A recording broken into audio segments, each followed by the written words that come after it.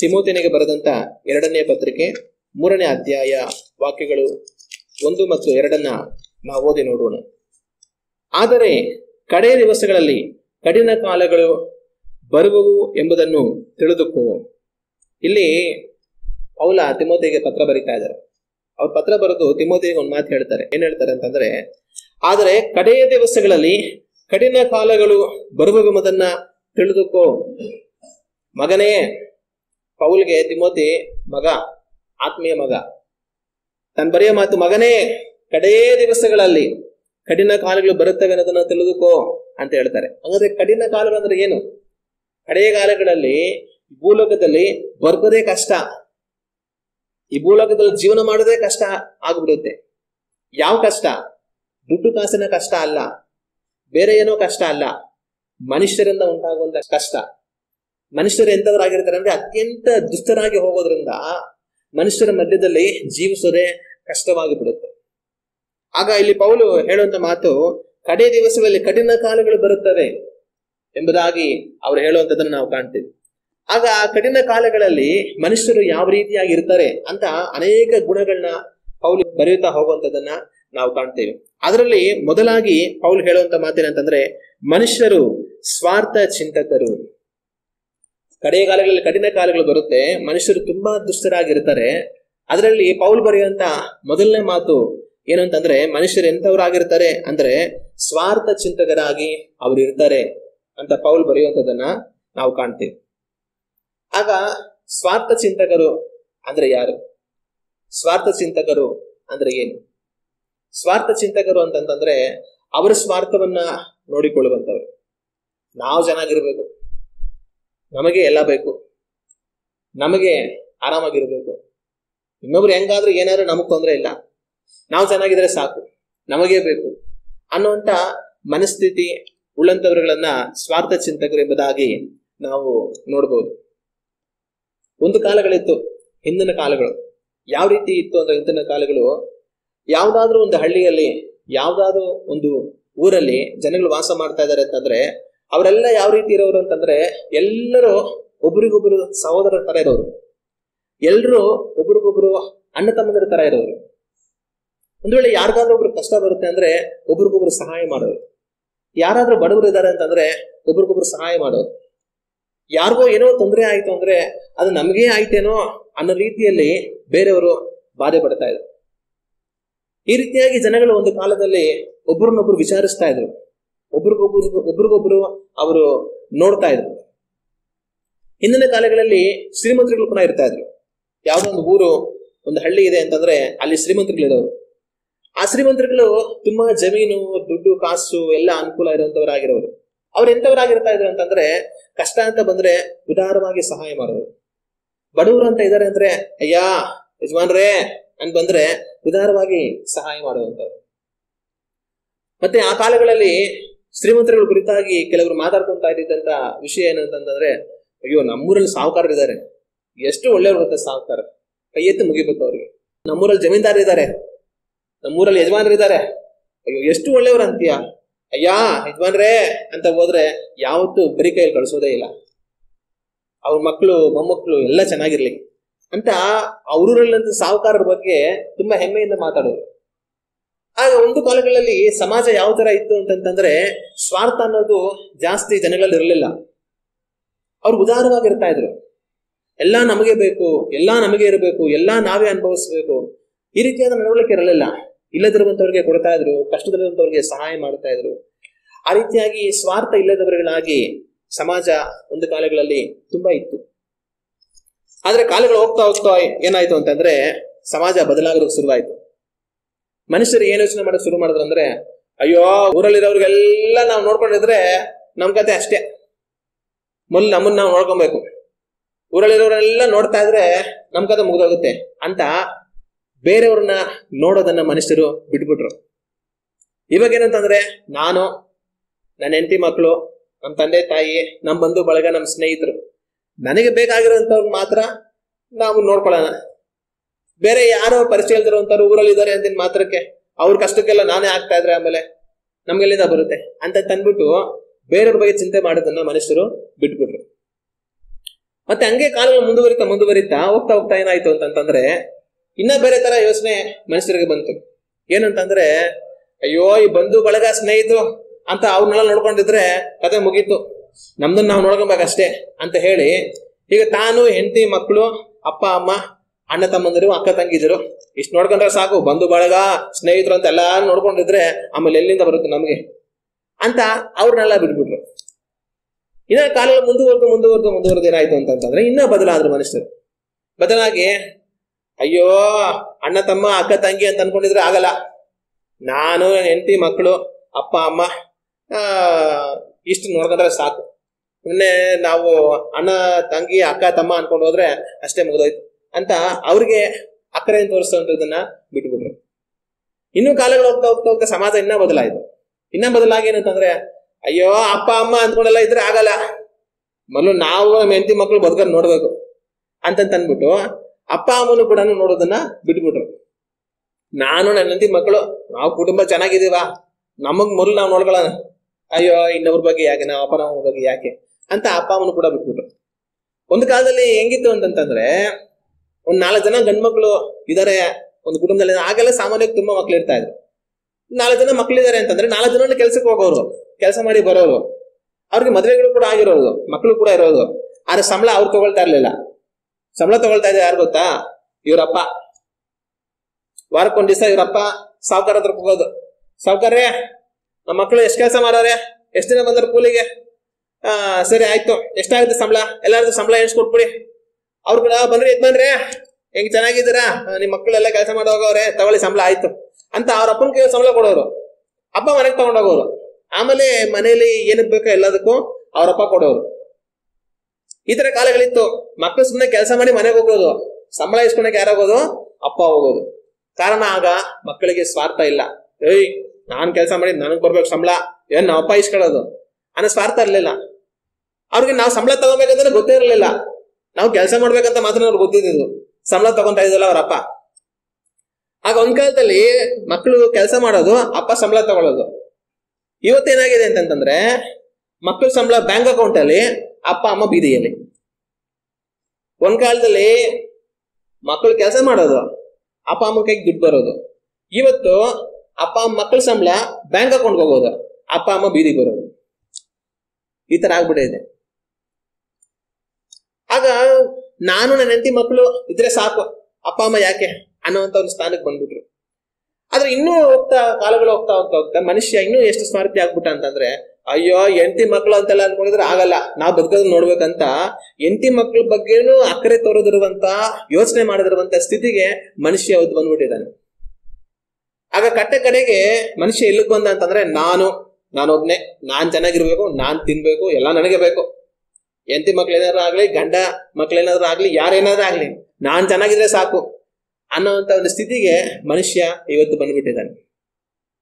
ಸ್ವಾರ್ಥ ಚಿಂತಕರು. ಆದ್ರೆ ದೇವರ ವಾಕ್ಯ ನಮಗೇನ್ ಹೇಳುತ್ತೆ?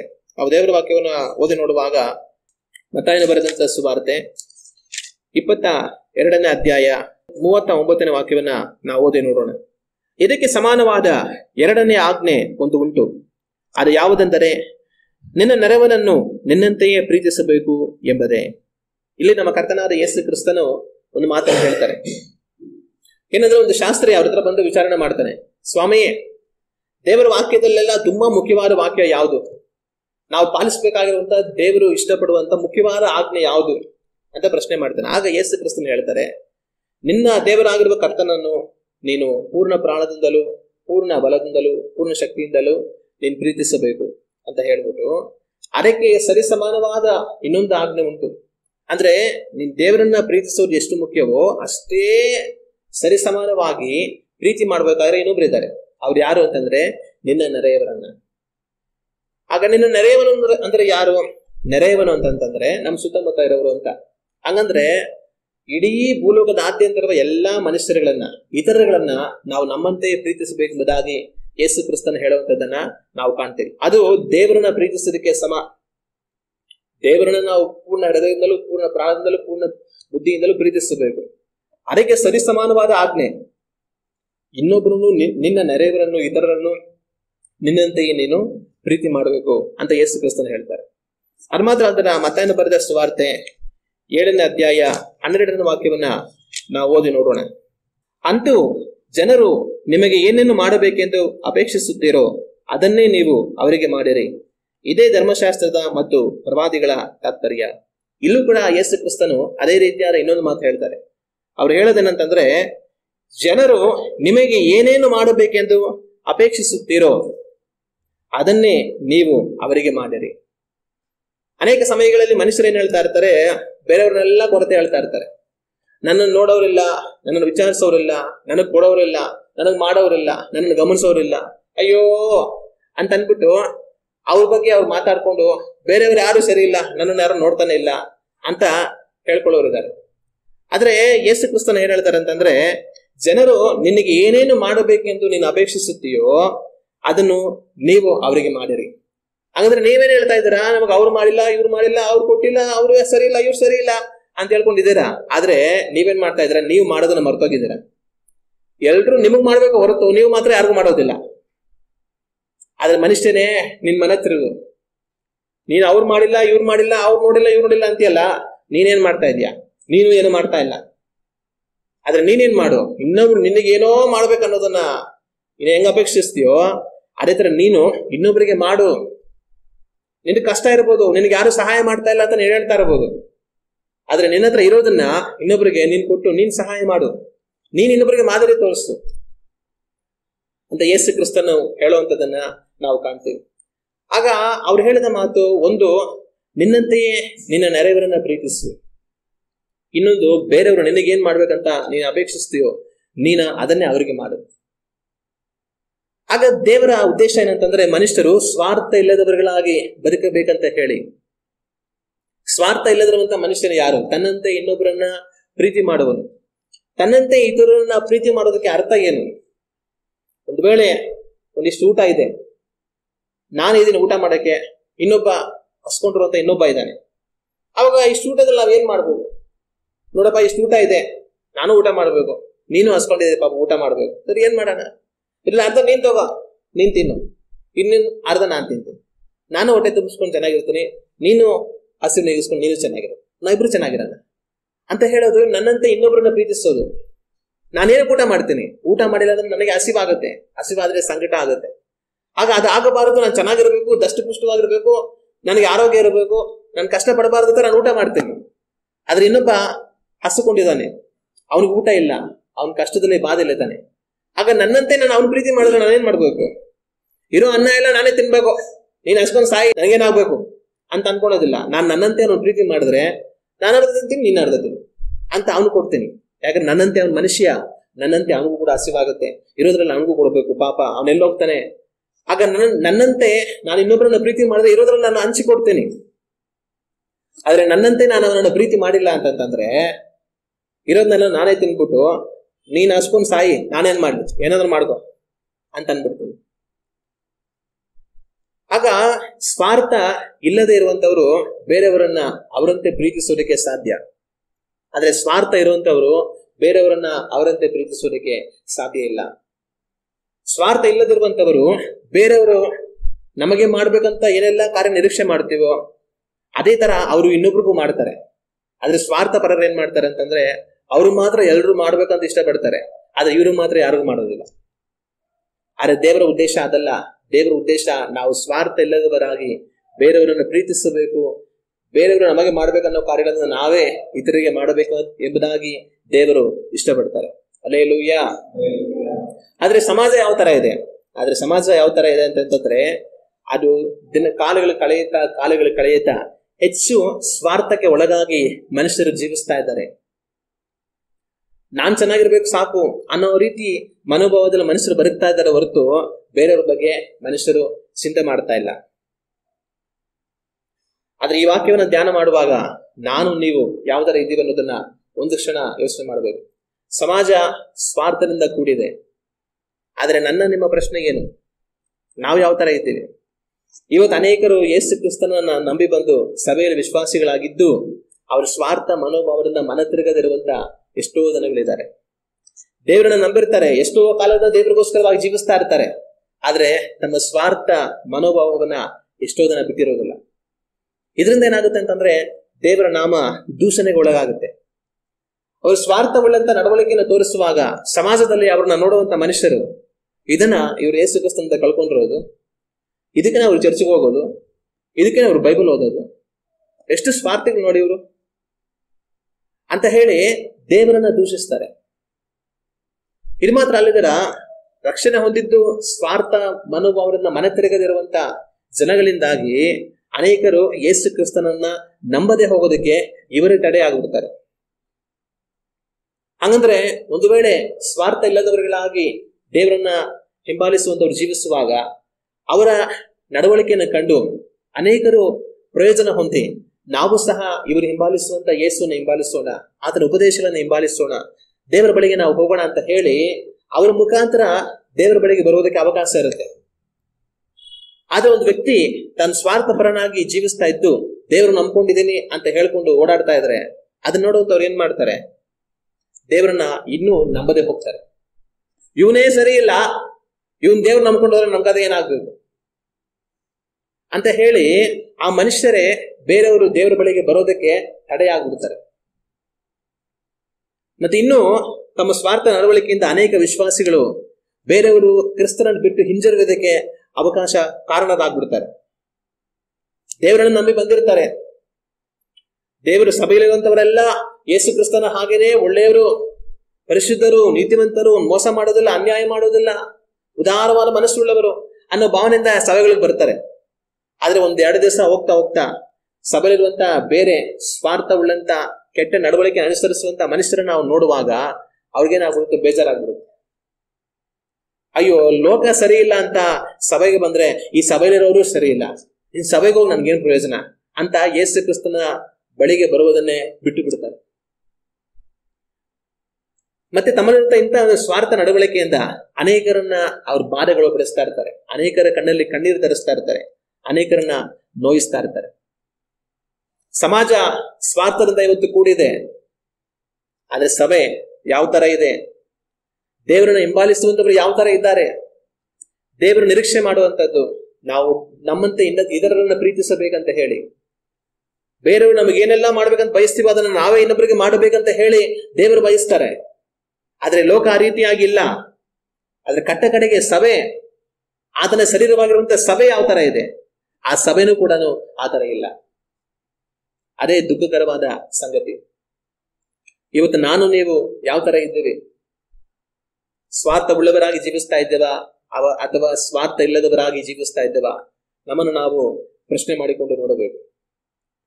ಆದ್ರೆ ಮನುಷ್ಯರು ಈ ರೀತಿಯಾಗಿ ಸ್ವಾರ್ಥದ ತುಂಬಿ ಹೋಗಿರುವುದನ್ನ ನೋಡುವಾಗ ನಮಗೊಂದು ಅರ್ಥ ಆಗುತ್ತೆ, ದೇವರ ಬರುವಿಕೆ ಹತ್ತಿರವಾಯಿತು, ಯೇಸು ಕ್ರಿಸ್ತನ ಬರುವಿಕೆ ಕಾಲಗಳ ಹತ್ತಿರವಾಗಿ ಹೋಯಿತು. ಅದಕ್ಕಾಗಿನೇ ಮನುಷ್ಯರು ಈ ರೀತಿಯಾಗಿ ಸ್ವಾರ್ಥಿಗಳಾಗಿ, ಅತ್ಯಂತ ಸ್ವಾರ್ಥಿಗಳಾಗಿ ಬದುಕ್ತಾ ಇದ್ದಾರೆ ಅನ್ನೋದನ್ನ ನಾವು ಅರ್ಥ ಮಾಡ್ಕೊಳ್ಬಹುದು. ದೇವರ ವಾಕ್ಯ ನಮ್ಗೆ ಏನ್ ಹೇಳುತ್ತೆ, ನಾವು ದೇವರ ವಾಕ್ಯವನ್ನು ಓದಿ ನೋಡುವಾಗ ಕೊರಿಂಥರಿಗೆ ಬರೆದಂತ ಮೊದಲನೆಯ ಪತ್ರಿಕೆ 10ನೇ ಅಧ್ಯಾಯ 25ನೇ ವಾಕ್ಯವನ್ನ ನಾವು ಓದಿ ನೋಡುವಾಗ ಈ ವಾಕ್ಯದಲ್ಲಿ ಈ ರೀತಿಯಾಗಿದೆ: ಪ್ರತಿಯೊಬ್ಬನು ತನ್ನ ಹಿತವನ್ನು ಚಿಂತಿಸದೆ ಪರಹಿತವನ್ನು ಚಿಂತಿಸಲಿ. ದೇವರ ವಾಕ್ಯ ನಮಗೆ ಹೇಳುವಂತ ಮಾತೇನಂತಂದ್ರೆ, ಪ್ರತಿಯೊಬ್ಬನು ತನ್ನ ಹಿತವನ್ನ ಚಿಂತಿಸದೆ ಪರರ ಹಿತವನ್ನು ಚಿಂತಿಸಲಿ. ನಾನು ನೀವು ಯಾವ ರೀತಿಯಾಗಿ ಜೀವಿಸ್ಬೇಕಂತ ದೇವರು ಇಷ್ಟಪಡ್ತಾರೆ, ನಮ್ಮ ಹಿತವನ್ನಲ್ಲ, ಆದ್ರೆ ಬೇರೆಯವರ ಹಿತವನ್ನ ನಾವು ಚಿಂತಿಸಿ ಬದುಕಬೇಕಂತ ಹೇಳಿ ದೇವರ ವಾಕ್ಯ ನಮಗೆ ಹೇಳುತ್ತೆ. ಅದೇ ಅಧ್ಯಾಯದಲ್ಲಿ 33ನೇ ವಾಕ್ಯವನ್ನು ನಾವು ಓದಿ ನೋಡಿದರೆ ಆ ವಾಕ್ಯದಲ್ಲಿ ಈ ರೀತಿಯಾಗಿದೆ: ನಾನಂತೂ ಸ್ವಪ್ರಯೋಜನಕ್ಕಾಗಿ ಚಿಂತಿಸದೆ ಮನುಷ್ಯರೆಲ್ಲರೂ ರಕ್ಷಣೆ ಹೊಂದಬೇಕೆಂದು ಅವರ ಪ್ರಯೋಜನಕ್ಕಾಗಿ ಚಿಂತಿಸಿ ಎಲ್ಲರನ್ನೂ ಎಲ್ಲಾ ವಿಷಯಗಳಲ್ಲಿ ಮೆಚ್ಚಿಸುವವನಾಗಿದ್ದೇನೆ.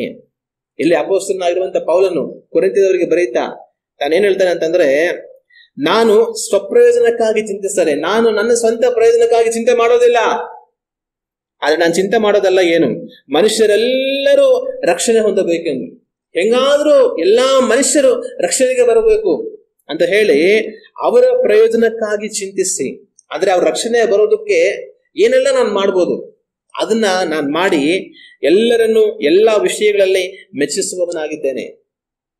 ಹಾಗಾದ್ರೆ ಹೇಗಾದ್ರೂ ಬೇರೆಯವರನ್ನ ನಮ್ಮ ನಡವಳಿಕೆಯಿಂದ ನಾವು ಮೆಚ್ಚಿಸಿ ಅವರನ್ನ ರಕ್ಷಣೆಗೆ ತರೋದಕ್ಕೋಸ್ಕರ ನಾನು ಪ್ರಯೋಜನ ಮಾಡ್ತೀನಿ, ನನ್ನ ಸ್ವಂತ ಹಿತವನ್ನ ನಾನು ಚಿಂತಿಸ್ಕೊಳ್ಳೋದಿಲ್ಲ ಅಂತ ಹೇಳಿ ಪೌಲು ಬರೆಯುವಂತದನ್ನ ನಾವು ಕಾಣ್ತೇವೆ. ಇದು ಮಾತ್ರ ಅಲ್ದರ ಫಿಲಿಪ್ಪಿ ಅವರಿಗೆ ಬರೆದಂತ ಪತ್ರಿಕೆ 2ನೇ ಅಧ್ಯಾಯ 4-5 ವಾಕ್ಯಗಳನ್ನು ಓದಿ ನೋಡಿದರೆ ಈ ವಾಕ್ಯಗಳಲ್ಲಿ ಈ ರೀತಿಯಾಗಿ ಬರೆಯಲ್ಪಟ್ಟಿದೆ. ನಿಮ್ಮಲ್ಲಿ ಪ್ರತಿಯೊಬ್ಬನು ಸ್ವಹಿತವನ್ನು ಮಾತ್ರ ನೋಡದೆ ಪರಹಿತವನ್ನು ಸಹ ನೋಡಲಿ. ಇಲ್ಲಿ ವಾಕ್ಯ ಹೇಳೋದು ಏನಂತಂದ್ರೆ, ನಿಮ್ಮಲ್ಲಿ ಪ್ರತಿಯೊಬ್ಬನು ಸ್ವಹಿತವನ್ನು ಮಾತ್ರ ನೋಡದೆ ಪರಹಿತವನ್ನು ನೋಡಲಿ ಅಂತ ಹೇಳಿ ಕ್ರಿಸ್ತ ಯೇಸುವಿನಲ್ಲಿದ್ದಂತ ಮನಸ್ಸು ನಿಮ್ಮಲ್ಲಿಯೂ ಇರಲಿ. ಹಲ್ಲೆಲೂಯಾ. ಕ್ರಿಸ್ತ ಯೇಸುವಿನಲ್ಲಿದ್ದಂತ ಮನಸ್ಸು ನಿಮ್ಮಲ್ಲಿಯೂ ಇರಲಿ. ಕಾರಣ ಏನು? ಆತನು ತನ್ನ ಹಿತವನ್ನು ನೋಡಿಕೊಳ್ಳಲಿಲ್ಲ, ಆದ್ರೆ ಮನುಷ್ಯರೆಲ್ಲರನ್ನ ರಕ್ಷಿಸುವುದಕ್ಕಾಗಿ ತಾನು ದೇವರ ಸ್ವರೂಪನು ಆಗಿದ್ದರೂ ಸಹ ಆ ಸ್ಥಾನವನ್ನು ಬಿಟ್ಟು ಮನುಷ್ಯನಾಗಿ ಈ ಲೋಕಕ್ಕೆ ಬಂದು ಮನುಷ್ಯನಾಗಿ ಬಂದಿದ್ದು ಮಾತ್ರವಲ್ಲದೆ ಆತನು ಮನುಷ್ಯನಿಂದ ದೂಷಿಸಲ್ಪಟ್ಟು ಗಾಯಪಟ್ಟು ರಕ್ತ ಸುರಿಸಿ ಶಿಲುಬೆಯ ಮರಣವನ್ನು ಹೊಂದುವಷ್ಟರ ಮಟ್ಟಿಗೂ ತನ್ನನ್ನು ಒಪ್ಪಿಸಿಕೊಟ್ಟನು. ತಾನು ತನ್ನ ಹಿತವನ್ನು ನೋಡಿಕೊಳ್ಳಲಿಲ್ಲ, ಮನುಷ್ಯರೆಲ್ಲರ ಹಿತವನ್ನು ನೋಡಿ ಅವರಿಗಾಗಿ ರಕ್ಷಕನಾಗಿ ಬಂದನು. ಕ್ರಿಸ್ತ ಯೇಸುವಿನಲ್ಲಿದ್ದಂತ ಮನಸ್ಸು ನಿಮ್ಮಲ್ಲಿಯೂ ಸಹ ಇರಲಿ. ನೀವು ಸ್ವಹಿತವನ್ನ ನೋಡಿಕೊಳ್ಳದೆ ಬೇರೆಯವರ ಹಿತವನ್ನ ನೋಡುವವರಾಗಿರಿ ಎಂಬುದಾಗಿ ದೇವರ ವಾಕ್ಯವು ನಮಗೆ ಹೇಳುತ್ತೆ.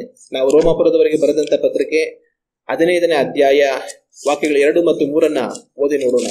ನಮ್ಮಲ್ಲಿ ಪ್ರತಿಯೊಬ್ಬನು ತನ್ನ ನೆರೆಯವನ ಹಿತವನ್ನು ಭಕ್ತಿ ವೃದ್ಧಿಯನ್ನು ಅಪೇಕ್ಷಿಸುವವನಾಗಿ ಅವನ ಸುಖವನ್ನು ನೋಡಿಕೊಳ್ಳಲಿ. ಯಾಕೆಂದ್ರೆ ಕ್ರಿಸ್ತನು ಸಹ ತನ್ನ ಸುಖವನ್ನ ನೋಡಿಕೊಳ್ಳಲಿಲ್ಲ. ಇಲ್ಲೂ ಸಹ ಪೌಲನು ಅದೇ ಮಾತುಗಳನ್ನ ಬರೀತಾನೆ.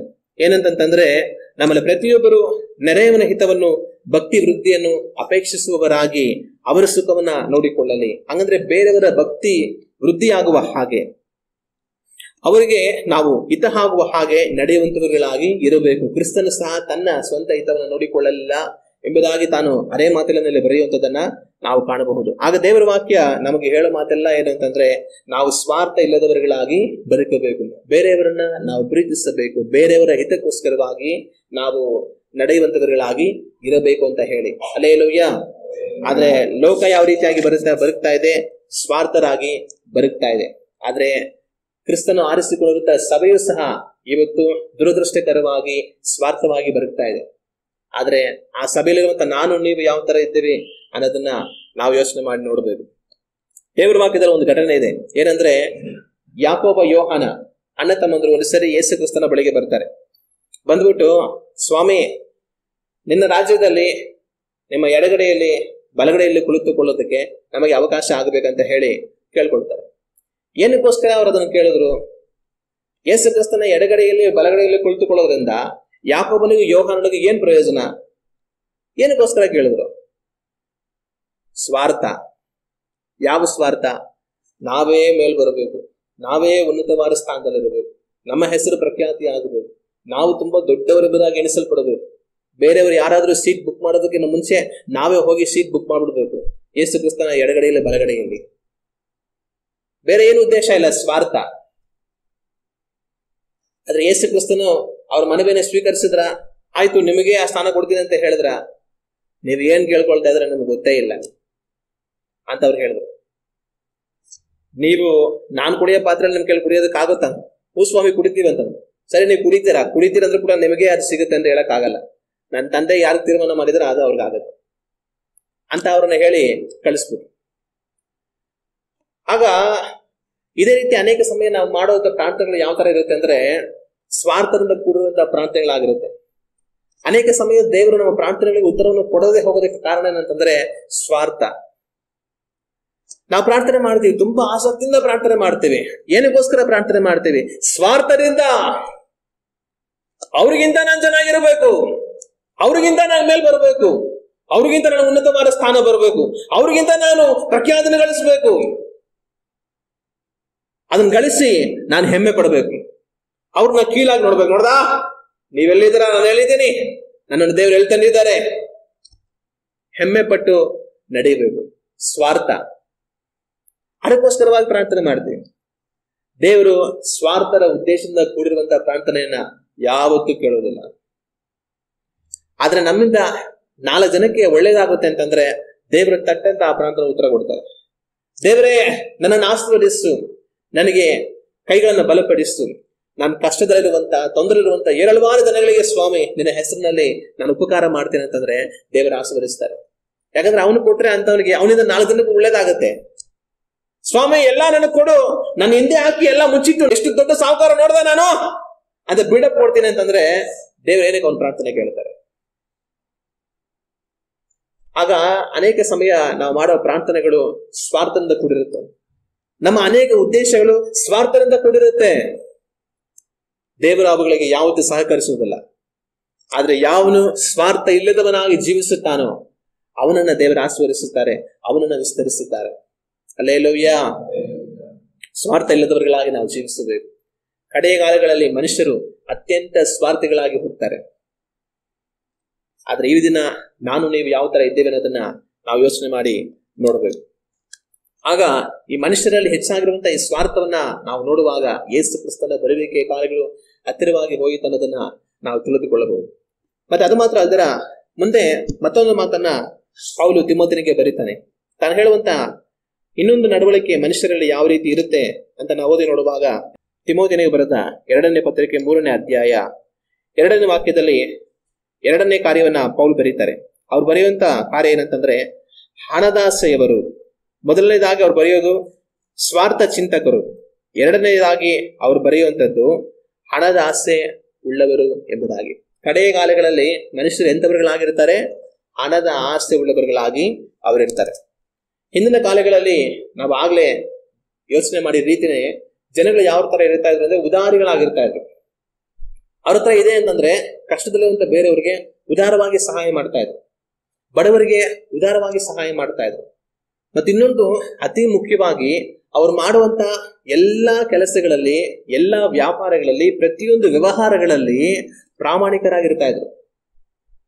ಆದ್ರೆ ಈ ಕಾಲಗಳು ಯಾವ ತರ ಬದಲಾಗಿ ಹೋಗ್ಬಿಟ್ಟಿದೆ ಅಂತಂದ್ರೆ, ಮನುಷ್ಯರಿಗೆ ಕಷ್ಟದಲ್ಲಿರುವಂತ ಬೇರೆಯವರಿಗೆ ಸಹಾಯ ಮಾಡುವಂತ ಮನಸ್ಸಿಲ್ಲ, ಬಡವರಿಗೆ ಸಹಾಯ ಮಾಡುವಂತ ಮನಸ್ಸಿಲ್ಲ.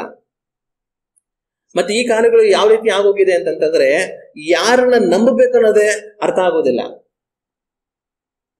ಚೆನ್ನಾಗಿ ಮಾತಾಡ್ತಾ ಇರ್ತಾರೆ, ತುಂಬಾ ಒಳ್ಳೆಯವರೇನೋ ಅನ್ನೋ ತರ ಕಾಣಿಸ್ತಾ ಇರ್ತಾರೆ. ಇವ್ರ ಹತ್ರ ನಾವು ದುಡ್ಡು ಕಾಸಿನ ವಿಷಯವಾಗಿ ಏನಾದ್ರೂ ವ್ಯಾಪಾರ ಮಾಡಿದ್ರೆ, ಏನಾದ್ರೂ ವ್ಯವಹಾರ ಮಾಡಿದ್ರೆ ನಮಗೇನ್ ಮೋಸ ಮಾಡೋದಿಲ್ಲ ಅನ್ಸುತ್ತೆ ಅಂತ ಅನ್ಕೊಂಡು ವ್ಯವಹಾರ ಮಾಡ್ತಾರೆ. ಆದ್ರೆ ಕಡೆಗೆ ಏನ್ ಮಾಡ್ತಾರೆ? ಅವ್ರಿಗೆ ಯಾಮಾರಿಸ್ಬಿಡ್ತಾರೆ. ಇವತ್ತು ಮನುಷ್ಯನು ಎಲ್ಲಾ ಕಡೆಗಳಲ್ಲಿ ದುಡ್ಡಿನ ವಿಷಯದಲ್ಲಿ ಮೋಸ ಮಾಡುವಂತ ಜನಗಳು ವಿಪರೀತವಾಗಿದ್ದಾರೆ. ದುಡ್ಡಿನಲ್ಲಿ ನಂಬಿಗಸ್ತರನ್ನ ಇವತ್ತು ಕಾಣೋದು ತುಂಬಾ ಕಷ್ಟ. ಒಂದು ಕೆಲಸದವರು ಯಜಮಾನನಿಗೆ ಮೋಸ ಮಾಡ್ತಾರೆ, ಯಜಮಾನ ಕೆಲಸದವರಿಗೆ ಮೋಸ ಮಾಡ್ತಾರೆ. ಒಂದು ವ್ಯಾಪಾರದಲ್ಲಿ ವ್ಯಾಪಾರ ಮಾಡೋರು ಅವ್ರ ಗ್ರಾಹಕರಿಗೆ ಮೋಸ ಮಾಡ್ತಾರೆ, ಗ್ರಾಹಕರು ವ್ಯಾಪಾರ ಮಾಡೋದವ್ರಿಗೆ ಮೋಸ ಮಾಡ್ತಾರೆ. ಇವತ್ತು ಬೇರೆ ಯಾವುದೇ ಒಂದು ವ್ಯವಹಾರ ಮಾಡುವಾಗಲೂ ಒಬ್ಬರಿಗೊಬ್ಬರು ಮೋಸ ಮಾಡ್ತಾರೆ. ಯಾರನ್ನ ನಂಬೇಕನ್ನೋದೇ ಅರ್ಥ ಆಗೋದಿಲ್ಲ. ಮೊನ್ನೆ ಒಂದ್ಸಲಿ ಯಾರೋ ಒಬ್ರು ನನಗೆ ಫೋನ್ ಮಾಡಿ ನಮಗೆ ಒಂದು ಸೈಟ್ ಬೇಕು, ಒಂದು ಸೈಟ್ ತಗೊಳ್ಬೇಕಂತ ನಾವು ನೋಡ್ತಾ ಇದ್ದೀವಿ. ಆದ್ರೆ ಯಾರ ಹತ್ರ ಹೋಗಿ ವಿಚಾರಿಸಿ ಸೈಟ್ ಕೊಂಡ್ಕೊಳ್ಳೋದು ಅನ್ನೋದೇ ದೊಡ್ಡ ಚಿಂತೆ ಆಗ್ಬಿಟ್ಟೈತೆ ಅಂತಂದ್ರು. ಯಾಕೆ ಅಂತಂದ್ರೆ ಈ ಕಾಲದಲ್ಲಿ ಯಾರು ಸರಿ ಇದಾರೋ ಯಾರು ಸರಿ ಇಲ್ವೋ ಗೊತ್ತೇ ಇಲ್ಲ. ಸೈಟು ಲಕ್ಷಾಂತರ ರೂಪಾಯಿ ಬೆಲೆ ಬಾಳುತ್ತೆ. ಯಾರೋ ಒಬ್ರು ಸರಿ ಸೈಟ್ ತೋರಿಸ್ತಾರೆ ಅಂತ ಹೇಳಿ ಹೋಗಿ ಅವ್ರ ಮುಖಾಂತರ ಸೈಟ್ ತಗೊಂಡ್ರೆ ಅವ್ರ ಎಂತ ಸೈಟ್ ಕೊಡಿಸ್ತಾರೋ, ಯಾರೋ ಬೇರೆಯವ್ರದ್ದು ಸೈಟ್ಗೆ ಯಾರೋ ಡೂಪ್ಲಿಕೇಟ್ ಪತ್ರ ಎಲ್ಲ ಮಾಡ್ಬಿಟ್ಟು ಇದಿಂತವ್ರದ್ದು ಸೈಟ್ ಅಂತ ಯಾರೋ ತೋರಿಸ್ಕೊಟ್ಬಿಟ್ಟು ಸೈನ್ ಎಲ್ಲ ಹಾಕ್ಸ್ಬಿಟ್ಟು ಎಲ್ಲ ದುಡ್ಡೆಲ್ಲ ಕೊಟ್ಬಿಟ್ಟು ಎಲ್ಲ ಇಸ್ಕೊಂಡ್ರೆ 2 ದಿವಸ ಆದ್ಮೇಲೆ ಯಾರೋ ಒಬ್ರು ಇರ್ತಾರೆ ಇದು ನನ್ನ ಸೈಟು ಅಂತ ಅನ್ಕೊಂಡು. ಆಮೇಲೆ ಪರಿಶೀಲನೆ ಮಾಡಿ ನೋಡಿದ್ರೆ ಈ ದಾಖಲಾತಿಗಳೆಲ್ಲ ಸುಳ್ಳು, ಡೂಪ್ಲಿಕೇಟ್ ಪತ್ರಗಳು, ಡೂಪ್ಲಿಕೇಟ್ಸ್ ಓನರ್ಗಳು. ಯಾರನ್ನ ನಂಬೋದು ಯಾರನ್ನ ಬಿಡೋದು? ಸೈಟ್ ತಗೊಳ್ಳೋದಕ್ಕೆ ಭಯ ಆಗುತ್ತೆ, ಎಲ್ಲಿ ನಾವು ಲಕ್ಷಾಂತರ ರೂಪಾಯಿ ಮೋಸ ಹೋಗ್ಬಿಡ್ತೀವೋ ಅಂತ ಅನ್ಬಿಟ್ಟು ಮೊನ್ನೆ ಅವ್ರು ಫೋನ್ ಮಾಡಿ ಮಾತಾಡುವಾಗ ಹೇಳ್ತಾ ಇದ್ರು. ಆಗ ಇವತ್ತು ದುಡ್ಡಿನ ವಿಷಯದಲ್ಲಿ ಯಾರ ಹತ್ರ ವ್ಯವಹಾರ ಮಾಡೋಕ್ಕೂ ಭಯ ಆಗುತ್ತೆ. ಯಾರು ಮೋಸ ಮಾಡ್ಬಿಡ್ತಾರೋ, ಯಾರು ಎತ್ಕೊಂಡು ಓಡಾಗ್ಬಿಡ್ತಾರೋ, ಯಾರೆಲ್ಲ ನಮ್ಗೆ ಅನ್ಯಾಯ ಮಾಡ್ಬಿಡ್ತಾರೋ ಅಂತ. ಒಂದು ಕಾಲಗಳಿತ್ತು. ಯಾವ ತರ ಕಾಲಗಳು ಅಂತಂದ್ರೆ, ವಿದ್ಯಾಭ್ಯಾಸ ಬರಲ್ಲ, ಏನು ಗೊತ್ತಿಲ್ಲ, ಬರೆಯೋದಕ್ಕೆ ಬರೋದಿಲ್ಲ, ಓದೋದಕ್ಕೆ ಗೊತ್ತಾಗೋದಿಲ್ಲ, ದುಡ್ಡು ಕಾಸಿನ ವಿಷಯದಲ್ಲಿ ನಮ್ಗೆ ಏನ್ ಮಾಡ್ಬೇಕು ಗೊತ್ತಾಗ್ತಾ ಇಲ್ಲ ಅಂತಂದ್ರೆ, ಎಲ್ಲೋ ಹಳ್ಳಿಯಿಂದ ಬಂದಿದ್ದಾರೆ ಅವ್ರಿಗೇನು ಗೊತ್ತಾಗ್ತಾ ಇಲ್ಲ ಅಂತಂತಂದ್ರೆ, ಆಗ ಜನಗಳೇನ್ ಮಾಡೋರು ಅಂದ್ರೆ ಕನಿಕರದಿಂದ ಅವ್ರಿಗೆ ಸಹಾಯ ಮಾಡೋರು. ಅಯ್ಯೋ ಪಾಪ ಅವ್ರಿಗೆ ಏನು ಬರೆಯೋದಕ್ಕೆ ಬರೋದಿಲ್ಲ, ಏನು ಓದೋದಕ್ಕೆ ಬರೋದಿಲ್ಲ, ಅವ್ರು ಹಳ್ಳಿಯಿಂದ ಬರೀದಾರೆ, ಅವ್ರಿಗೇನು ಗೊತ್ತಿಲ್ಲ, ಪಾಪ ಅವ್ರಿಗೆ ಸಹಾಯ ಮಾಡೋಣ ಅಂತಂತ ಅಂದ್ಬಿಟ್ಟು ಸಹಾಯ ಮಾಡಿ ಅವರು ದುಡ್ಡು ಕಾಸು ವಿಷಯದಲ್ಲಿ ಅವ್ರನ್ನ ನಡೆಸುವಂತವ್ರು. ಆದ್ರೆ ಈ ಕಾಲಗಳು ಯಾವ ತರ ಆಗ್ಬಿಟ್ಟಿದೆ ಅಂತಂದ್ರೆ, ಒಬ್ಬನಿಗೆ ಯಾರಿಗಾದ್ರೂ ಬರೆಯೋದಕ್ಕೆ ಬರೋದಿಲ್ಲ, ಓದೋದಕ್ಕೆ ಬರೋದಿಲ್ಲ ಅಂತಂತಂದ್ರೆ ಒಬ್ಬನಿಗೆ ಏನೋ ವಿಷಯದ ಬಗ್ಗೆ ಸರಿಯಾಗಿ ಜ್ಞಾನ ಇಲ್ಲ, ಅದ್ರ ಬಗ್ಗೆ ಏನು ಗೊತ್ತಿಲ್ಲ ಅಂತಂದ್ರೆ ಅವನಿಗೆ ಸಹಾಯ ಮಾಡುವಂತ ಒಂದು ಅವಕಾಶವಾಗಿ ಜನಗಳು ನೋಡೋದಿಲ್ಲ.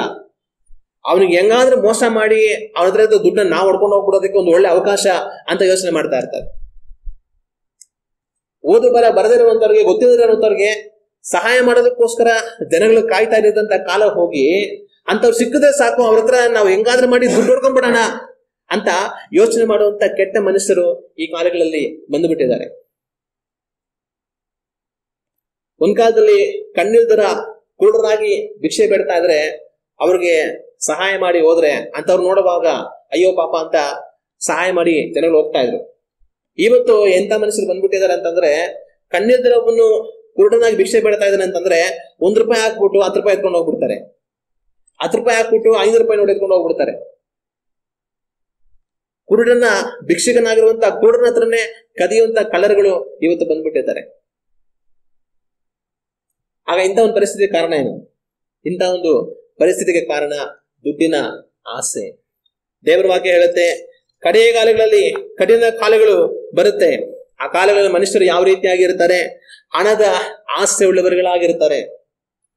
ಇವತ್ತು ಮನುಷ್ಯನಿಗೆ ದಯೆ, ಕರುಣೆ, ಪ್ರೀತಿ ಇದೆಲ್ಲ ಯಾವುದು ಬೇಕಾಗಿಲ್ಲ.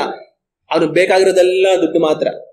ಇನ್ನೊಬ್ನ ಹಾಳಾಗೋಗ್ಲಿ, ಇನ್ನೊಬ್ರಿಗೆ ಇರೋದೆಲ್ಲ ನಾಶವಾಗಿ ಹೋಗ್ಲಿ, ಇನ್ನೊಬ್ನ ಹೆಂಗಾದ್ರೂ ಹೋಗ್ಲಿ, ನನಗೆ ದುಡ್ಡು ಬೇಕಷ್ಟೇ ಅಂತ ಅವನ ಮನಸ್ಥಿತಿಗೆ ಮನುಷ್ಯರು ಇವತ್ತು ಬಂದುಬಿಟ್ಟಿದ್ದಾರೆ. ಆದ್ರೆ ಇಂಥ ಕಾಲಗಳಲ್ಲಿ ನಾನು ನೀವು ಜೀವಿಸ್ತಾ ಇರುವಾಗ ನಾವು ಯಾವ ತರ ಇದ್ದೀವಿ ಅನ್ನೋದನ್ನ ಒಂದು ಕ್ಷಣ ನಾವು ಯೋಚನೆ ಮಾಡಿ ನೋಡ್ಬೇಕು. ನಮ್ಮಲ್ಲಿ ಒಂದು ವೇಳೆ ಹಣದ ಆಸೆ ಇದೆಯಾ? ನಾವು ಯೋಚನೆ ಮಾಡ್ಬೇಕು.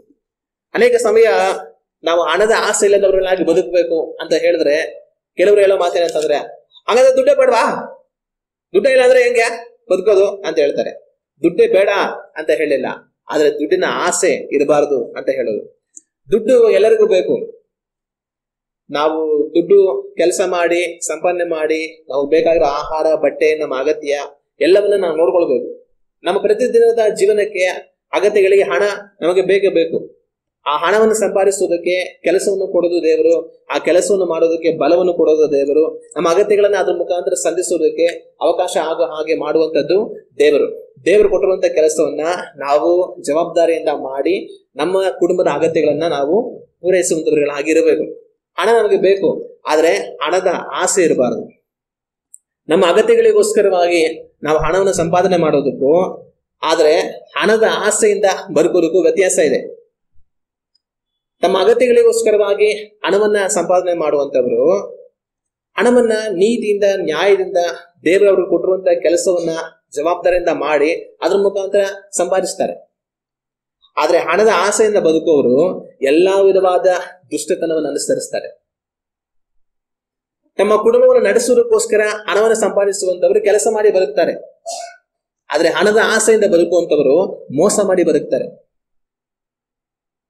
ನಾವು ನಮ್ಮ ಜೀವನವನ್ನ ನಡೆಸುವುದಕ್ಕೋಸ್ಕರ ಕೆಲಸ ಮಾಡಿ ಆದಾಯವನ್ನು ಸಂಪಾದಿಸಬೇಕು ನೀತಿಯ ಮಾರ್ಗದಲ್ಲಿ. ಆದ್ರೆ ಹಣದ ಆಸೆಯಿಂದ ಇನ್ನೊಬ್ಬರ ಜೀವನವನ್ನ ಹಾಳು ಮಾಡಬಾರದು. ಅನೇಕರು ಏನ್ ಮಾಡ್ತಾರೆ? ಹಣದ ಆಸೆ ಉಳ್ಳವರುಗಳಾಗಿ ಬೇರೆಯವರನ್ನ ಮೋಸ ಮಾಡಿ ಬೇರೆಯವ್ರ ಜೀವಿತವನ್ನ ಹಾಳು ಮಾಡ್ತಾರೆ. ಮೋಸ ಮಾಡಿ ಅವ್ರ ಹತ್ರ ದುಡ್ಡನ್ನೆಲ್ಲ ಒಡ್ಕೊಂಡು ಯಾಮಾರಿಸಿ ಎಷ್ಟೋ ಜನಗಳ ಜೀವಿತ ಹಾಳಾಗಿ ಹೋಗಿದೆ. ಕಾರಣ ಹಣದ ಆಸೆ. ನಮಗೆ ಹಣ ಅಗತ್ಯ, ಆದ್ರೆ ಹಣದ ಆಸೆಯಿಂದ ನಾವು ಬದುಕಬಾರದು. ಆದ್ರೆ ಇವತ್ತು ಜಗತ್ತು ಏನಾಗ್ಬಿಟ್ಟಿದೆ ಅಂತಂದ್ರೆ ಹಣದ ಆಸೆಯಿಂದ ತುಂಬಿ ಹೋಗಿದೆ. ಹಣಕ್ಕೋಸ್ಕರವಾಗಿ ಮನುಷ್ಯರು ಏನನ್ನು ಬೇಕಾದ್ರೂ ಮಾಡೋದಕ್ಕೆ ಸಿದ್ಧರಿದ್ದಾರೆ. ಅಂತ ಪರಿಸ್ಥಿತಿಯಲ್ಲಿ ನಾನು ನೀವು ಯಾವ ತರ ಇದ್ದೇವೆ ಅನ್ನೋದನ್ನ ಒಂದು ಕ್ಷಣ ನಾವು ಯೋಚನೆ ಮಾಡಬೇಕು. ದೇವರು ನಮಗೆ ಹೇಳಿಕೊಟ್ಟ ಮಾತೆಲ್ಲ ಒಂದೇ, ನಾವು ಹಣವನ್ನು ಪ್ರೀತಿ ಮಾಡಬಾರದು. ಯೇಸು ಕ್ರಿಸ್ತನ ಹೇಳಿದ ಮಾತು, ಈ ಭೂಲೋಕದಲ್ಲಿ ನೀವು ಗಂಟು ಮಾಡಿ ಇಟ್ಟುಕೊಳ್ಳಬೇಡಿರಿ. ಅದ್ರ ಅರ್ಥ ಏನು? ಈ ಭೂಲೋಕದಲ್ಲಿ ಕೂಡ್ಸಿಟ್ಟು ಸಿಕ್ಕಾಪಡೆ ಆಸ್ತಿ ಮಾಡಿ ಚೆನ್ನಾಗಿ ಬದುಕಬೇಕನ್ನ ತರ ಯೋಚನೆ ಮಾಡಬೇಡಿ. ಆ ಹೊತ್ತಿನ ಕಾಟ ಆ ಹೊತ್ತಿಗೆ ಸಾಕು. ಆವತ್ತು ನೀವು ಜೀವನ ಮಾಡೋದಕ್ಕೆ ನಿಮ್ಗೆ ಏನ್ ಬೇಕೋ ಅದನ್ನ ದೇವರು ಕೊಡ್ತಾರೆ. ಆದ್ರೆ ನೀವು ಹಣವನ್ನ ಪ್ರೀತಿಸಬೇಡಿ, ಆದ್ರೆ ದೇವರನ್ನ ಪ್ರೀತಿಸಿ. ನೀವು ಹಣವನ್ನು ಪ್ರೀತಿಸಿ ದೇವರನ್ನು ಪ್ರೀತಿಸೋದಕ್ಕೆ ಆಗೋದಿಲ್ಲ. ನೀವೊಂದು ಹಣವನ್ನ ಪ್ರೀತಿ ಮಾಡೋರಾಗಿರ್ತಾರ, ಇಲ್ಲ ದೇವರನ್ನ ಪ್ರೀತಿ ಮಾಡೋರಾಗಿರ್ತಾರ. ಎರಡನ್ನೂ ಪ್ರೀತಿ ಮಾಡೋದಕ್ಕೆ ಸಾಧ್ಯ ಇಲ್ಲ ಅಂತ ಯೇಸು ಕ್ರಿಸ್ತನ್ ಹೇಳಿದ್ರು. ಆಗ ಒಂದು ನಾವಿದ್ರೆ ದೇವ್ರ ಕಡೆ ಇರಬೇಕು, ಇಲ್ಲ ಅಂದ್ರೆ ಹಣದ ಕಡೆ ಇರಬೇಕು ಅಷ್ಟೇ ಹೊರತು ಎರಡು ಕಡೆನೂ ನಾವು ಇರೋದಕ್ಕಾಗೋದಿಲ್ಲ. ಒಂದು ನಾವು ದೇವರನ್ನ ಪ್ರೀತಿಸಿ ಬದುಕಬೇಕು, ಇಲ್ಲ ಹಣವನ್ನು ಪ್ರೀತಿಸಿ ಬದುಕಬೇಕು. ಆದ್ರೆ ದೇವರನ್ನು ಪ್ರೀತಿಸಿ ಹಣವನ್ನು ಪ್ರೀತಿಸಿ ನಾನು ಬದುಕ್ತೀನಿ ಅನ್ನೋದಕ್ಕೆ ಅವಕಾಶ ಇಲ್ಲ. ಆದ್ರೆ ಇವತ್ತು ದೇವರನ್ನ ನಂಬಿ ಬಂದಿರುವಂತ ಜನಗಳು ಅನೇಕರುಗಳು ಹಣದ ಆಸೆ ಉಳ್ಳವರುಗಳಾಗಿ ಹಣವನ್ನ ಪ್ರೀತಿಸಿ ಅವ್ರು ಬದುಕ್ತಾ ಇದ್ದಾರೆ. ಅದು ಯಾವ ತರ ಗೊತ್ತಾಗುತ್ತೆ ನಾವು ಹಣವನ್ನು ಪ್ರೀತಿಸ್ತೀವಿ ಅಂತ ಅನ್ನೋದು? ಹಣವನ್ನ ಪ್ರೀತಿಸುವವರಾಗಿ ಹಣವನ್ನು ಸಂಪಾದಿಸುವುದಕ್ಕೆ ಎಲ್ಲಾ ತರ ಕೆಟ್ಟ ಮಾರ್ಗಗಳನ್ನ ಹಿಡಿಯುವಂತ ಜನಗಳಿದ್ದಾರೆ. ಹಣದ ಆಸೆಯಿಂದ ಲಂಚ ತಗೊಳ್ತಾರೆ, ಸಭೆಗೆ ಬರ್ತಾ ಇರ್ತಾರೆ, ದೇವರು ನಂಬಿರ್ತಾರೆ, ಆದ್ರೆ ಕೆಲಸದ ಹತ್ರ ಹೋಗಿ ಲಂಚ ತಗೊಳ್ತಾರೆ, ಬಡ್ಡಿ ತಗೊಳ್ತಾರೆ. ನ್ಯಾಯವಾದ ಬಡ್ಡಿ 2% ತಗೊಳ್ತೀವಿ ಅಂತ ಹೇಳ್ತಾರೆ. ಎಂತ ನ್ಯಾಯವಾದ ಬಡ್ಡಿ 2%? ದೇವರು 2% ತಗೊಂತ ಹೇಳಿದ್ರ? ಆದ್ರೆ ನಾವು ಮಾಡೋ ಕೆಟ್ಟತನದಲ್ಲೂ ಒಳ್ಳೆದರ ಕೆಟ್ಟದ್ ಮಾಡ್ತಾ ಇದೀವಿ ಅಂತ 2% ತಗೊಳ್ತೀವಿ ಅಂತ ಹೇಳೋದು. ಆಗ ಬಡ್ಡಿ ತಗೊಳ್ತಾರೆ, ಲಂಚ ತಗೊಳ್ತಾರೆ, ಬೇರೆಯವ್ರನ್ನ ಯಾಮಾರಿಸಿ ದುಡ್ಡು ಹೊಡಿತಾರೆ, ಕಮಿಷನ್ ಹೊಡಿತಾರೆ, ಎಲ್ಲ ತರ ಕೆಲಸ ಮಾಡ್ತಾರೆ. ಬಂದ್ಬಿಟ್ಟು ದೇವರೇ ಸ್ತೋತ್ರ ಅಂತ ದೇವರನ್ನ ಆಡ್ತಾ ಇರ್ತಾರೆ. ಹಣದ ಆಸೆ ಉಳ್ಳವರು.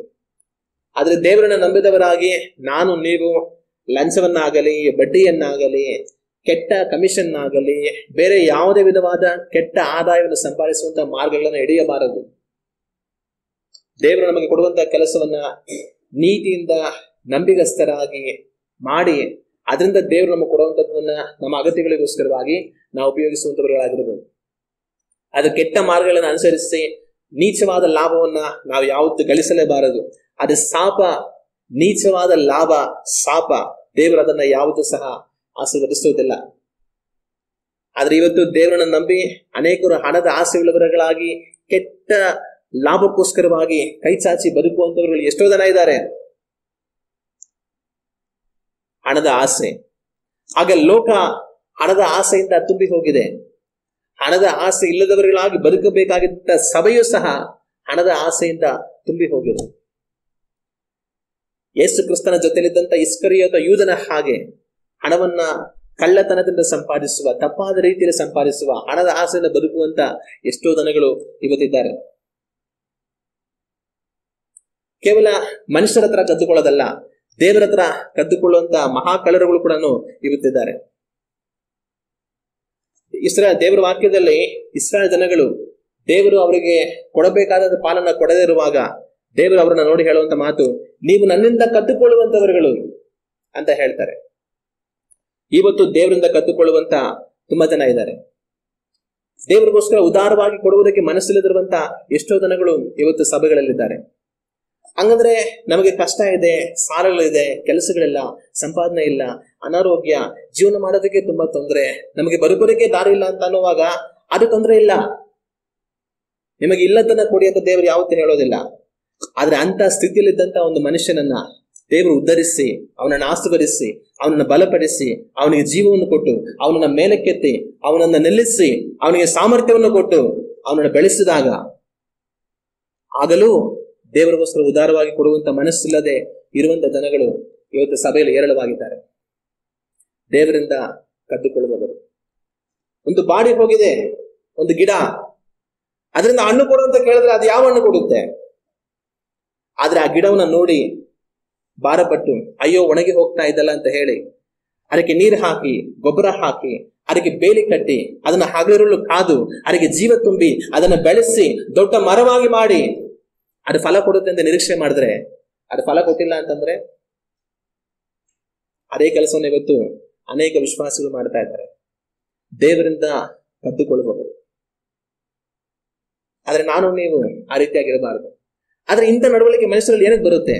ಒಂದೇ ಕಾರಣ, ಹಣದ ಆಸೆ. ಲೋಕ ಹಣದ ಆಸೆಯಿಂದ ಓಡ್ತಾ ಇದೆ. ಹಣದ ಆಸೆ ಇಲ್ಲದವರುಗಳಾಗಿ ಬದುಕಬೇಕಾಗಿದ್ದ ಸಭೆ ಅಪೊಸ್ತಲರ ಕಾಲದಲ್ಲಿ ಎಲ್ಲವನ್ನು ಮಾರಿ ಅಪೊಸ್ತಲರ ಪಾದಗಳ ಬಳಿ ಇಟ್ಟಂತ ಸಭೆ ಇವತ್ತು ನನಗೆ ಎತ್ತಿಟ್ಟುಕೊಳ್ಳೋದ್ರ ಬಗ್ಗೆ ಚಿಂತೆ ಮಾಡಿ ಬರುತ್ತಾ ಇದೆ. ಆದ್ರೆ ಇಂಥ ಕಾಲಘಟ್ಟಗಳಲ್ಲಿ ಒಂದು ದಿವಸ ಆಕಾಶದಲ್ಲಿ ತುತ್ತೂರಿಯ ಧ್ವನಿಗಳು ಕೇಳಿಸುತ್ತೆ. ಕರ್ತನಾದ ಯೇಸು ಕ್ರಿಸ್ತನು ಮೇಘಗಳ ಮೇಲೆ ರಾಜಾದಿರಾಜನಾಗಿ ಬರುವುದನ್ನ ಎಲ್ಲರೂ ಕಾಣ್ತಾರೆ. ಆದ್ರೆ ಆತನ ಬರುವಿಕೆಯಲ್ಲಿ ಆತನನ್ನ ಎದುರುಗೊಳ್ಳುವುದಕ್ಕೆ ಯಾವನು ಶಕ್ತನು? ನಾವೆಲ್ಲ ಎದ್ದು ನಿಂತುಕೊಳ್ಳೋಣ, ಕಣ್ಣುಗಳನ್ನು ಮುಚ್ಚಿ ದೇವರನ್ನ ನೋಡಿ ಪ್ರಾರ್ಥನೆ ಮಾಡೋಣ.